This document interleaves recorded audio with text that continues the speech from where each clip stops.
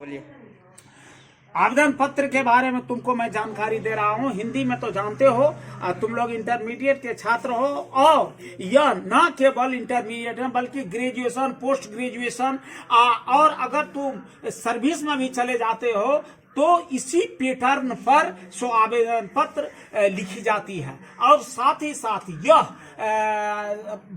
बहुत सारे कार्यालयों के लिए, बहुत सारे जीवन के बातों में जो आवेदन देने की बात आती है उसका पैटर्न एक ही होता है, जो मैं तुमको बताने के लिए जा रहा हूं। तुम अंतर स्नातक का छात्र हो, तो जैसे कि तुमने कहा, सबसे महत्वपूर्ण बात जो आर्थिक सहायता के बारे में, तो आर्थिक सहायता के बारे में लिखा जाता है, write an application to your principal requesting him help from poor boys fund. और दूसरे तरह से भी कहा जाता है, write in application to your principal asking him help from concerning faculty.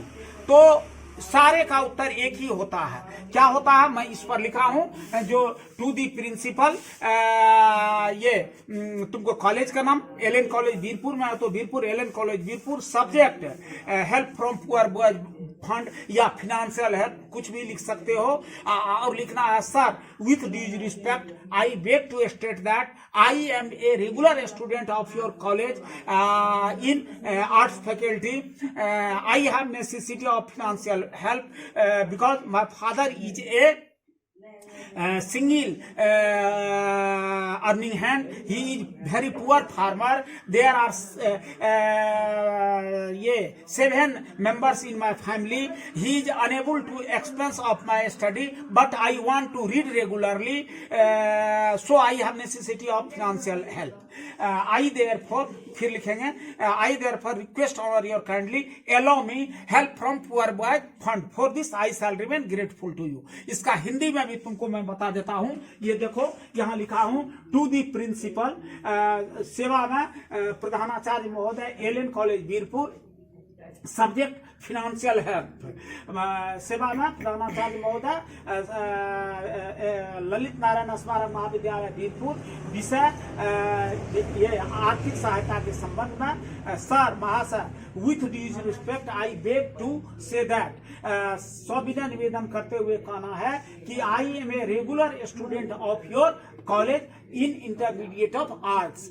अंतर स्नातक का मैं एक स्वनियमित छात्र हूँ। My father is a poor farmer and single earning hand in my family. मेरे परिवार में मेरे पिताजी एक ही मात्र कमाने वाला किसान, गरीब किसान हैं। फिर आगे लिखा हूं, सो देखो, he is unable to expense of my study, वो मुझे पढ़ाई खर्च देने में असमर्थ है। I want to some financial help from poor boys fund, मैं गरीब छात्र कोष से कुछ आर्थिक सहायता चाहता हूँ। I therefore request honour your kindly allow me help from poor boys fund.